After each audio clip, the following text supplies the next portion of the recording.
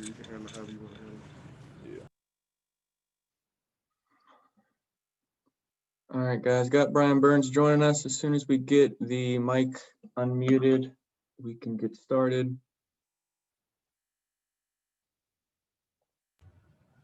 All right, there we go. Let's go to Joe Person for the first question.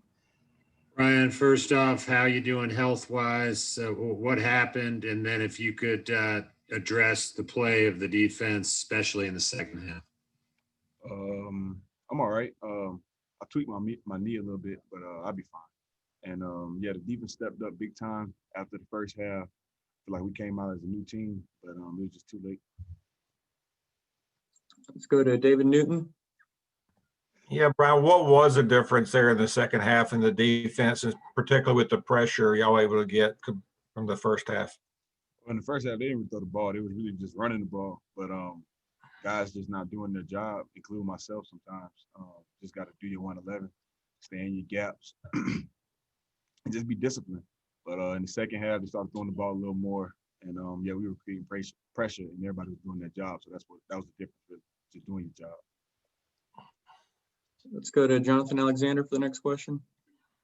What's up, Brian? You might have just answered this, but Matt Rule talked about you all being able to get pressure with a 4-man rush, and I was just wondering what was different that allowed you all to be successful. But you might have just kind of answered it our previous answer. No, just honestly, everybody just came out with a different mentality. In my opinion, I feel like guys were really rushing trying to get to the quarterback. And I feel like guys were decisive with their moves. Like, it wasn't any guessing. It was like, I'm going to do this and it's going to work. That's how it kind of felt like to me. That was my mentality. I was going to throw my move, and it was going to work regardless. And if it didn't, I'll have a counter off of it. But that's just my mentality. I'm going to throw that move first.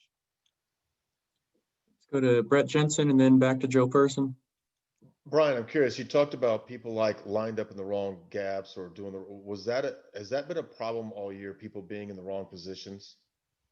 No, I wouldn't say it's been a problem all year, but there's been spurts of times where a guy or just someone wasn't doing their job at a particular time. But too many my bads can add up to big plays. So that's the main thing that we have to do is stick together and cancel out all those my bads, all those small but big errors, in my opinion. Brian, when you see Derek have a night like that and you're playing the way you do and Chin, do you start to see the makings of a good defense down the road? I think we got a good defense now, to be honest. Like it just comes down to those like it's like when we came out in the second half, it was completely different. I don't know what clicked in everybody's head, but we just came out with a different mentality. But I feel like we got a good defense now. Like we cut out these small errors. I feel like we can be great for real. Let's go to Jonathan Alexander. I know you haven't had the benefit of watching film, but do you know what went wrong on that 46-yard run there in the first quarter? Gap. Got to be disciplined. Got to stay in your gap. But that's all it takes. It's a small error, but it can be a big play. It can be a splash play for them. So like just getting bounced out your gap or getting a little nosy and checking another gap can happen to a 40 whatever run it was. So staying in our gap, staying disciplined, that would be a tackle for loss.